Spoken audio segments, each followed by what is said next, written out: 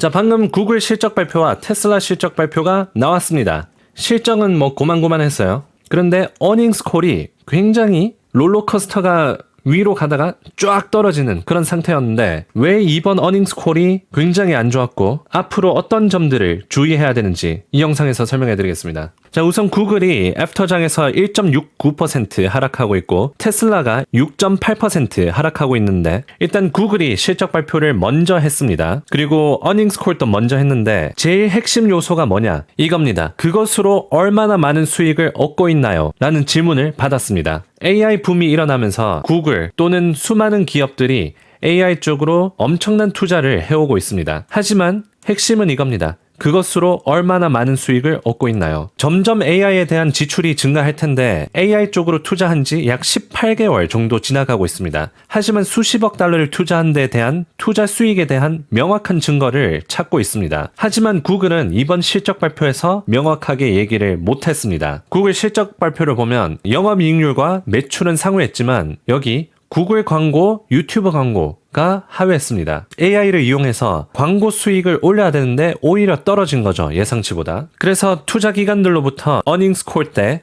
질문을 받았습니다. 그래서 수익은 어디서 나냐? 이 투자를 많이 했는데 수익 왜 안 보여?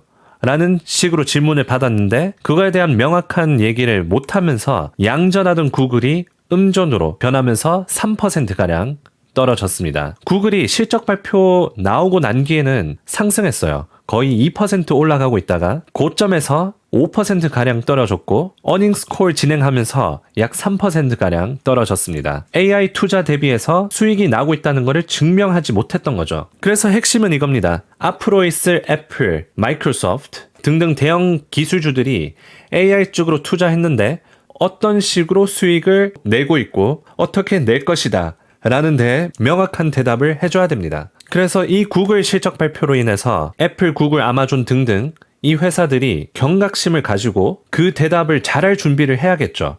아니면 이렇게 주가가 떨어지니까. 자, 그리고 테슬라는 6.88% 애프터장에서 떨어지고 있는데 이번 실적 발표 들어보시면 알겠지만 부진했습니다. 자, 우선 실적 발표가 어떻게 나왔냐면 영업이익률 하회했고요. 현금 흐름 하회했고 올해 현저히 낮은 볼륨 성장 언급이 있으면서 이런 것들이 악재로 작용했습니다. 그런데 기대감이 여전히 있었어요. 실적 발표 나왔을 때는. 로보택시에 대한 전략을 얘기했고요. 저가형 모델 출시 내년 상반기에 있을 것이다 라고 얘기하면서 기대감을 부풀렸고 3분기에 생산량이 증가할 거다라는 기대감도 줬고요.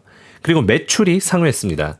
그래서 좋은 점 안 좋은 점 둘 다 섞여져 있었죠. 그런데 안 좋은 점들은 명확했고 이제 기대감들이 많았습니다. 하지만 어닝스 콜에서 딥워터 자산운용가의 진 먼스터가 이렇게 요약을 했는데 어닝스 콜의 전체적인 얘기는 스토리는 앞으로 무엇이 더 올 것인가에 대한 것이다. 그러니까 그냥 앞으로 어떻게 할 것이다. 앞으로 어떻게 할 것이다. 이것만 얘기했다라는 거죠. 로보택시를 10월 달로 미뤘는데 자세한 내용, 현재의 상황에 대한 내용이 하나도 없었습니다. 그리고 일론 머스크가 어닝스 콜에서 처음부터 대놓고 얘기를 했어요. 오늘의 어닝스 콜에서는 앞으로 많은 제품들이 나올 것인데 이거에 대한 기간을 얘기를 하지는 않을 것이다 라고 처음부터 깔고 들어갔습니다. 그래서 투자자들이 기대하던 로보택시나 저가형 모델 출시 내용이나 자율주행 관련된 출시 기간이나 그런 내용들이 하나도 없었습니다. 그래서 언박스 전략에 대한 그냥 의문만 남겨놓고 자세한 내용이 없었습니다. 그래서 로보택시가 올해 나올지 내년에 나올지 2027년에 나올지 모른다는 거죠. 그래서 상당히 실망스러운 어닝스 콜이었고요. 테슬라가 6월부터 약 50% 상승했습니다. 어제 5% 올랐던 거를 거의 다 말아내렸고요. 그래서 1차 매수 시점인 217불까지 거의 다 와갑니다. 지금 230불까지 떨어졌고요. 그래도 일론 머스크가 앞으로 이벤트를 통해서 로보택시나 이런 현재 진행 중인 프로젝트에 대해서 알려주는 기회를 갖겠다라고 얘기를 하긴 했습니다. 그래서 테슬라가 앞으로 해야 되는 거는 두 가지입니다. 첫 번째로 프로젝트의 진행 상태에 대해서 명확하게 얘기를 해주는 것. 어닝스 콜에서 대부분 어떻게 하겠다, 앞으로 어떻게 될 것이다.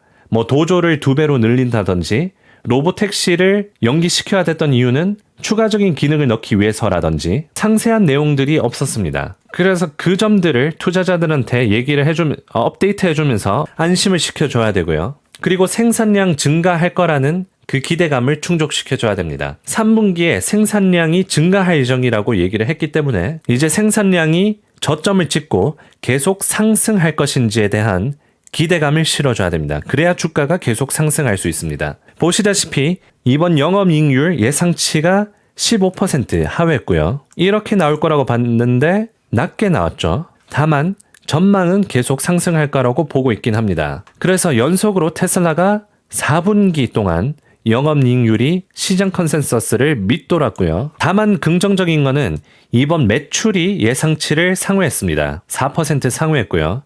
마찬가지로 계속 상승할 거라고 여전히 컨센서스는 잡혀져 있습니다. 이제 10월이 얼마 남지 않았습니다.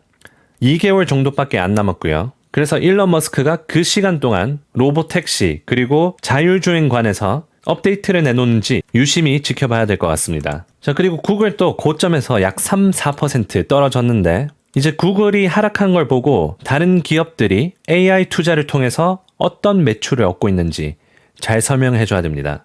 만약에 그렇게 하지 않을 경우 구글처럼 실적이 좋아도 떨어질 수 있기 때문이죠. 자, 이번에 테슬라가 실적 발표의 기대감을 불발하면서 주가가 떨어지고 있는데 이제 안 좋은 시나리오로 흘러가고 있습니다.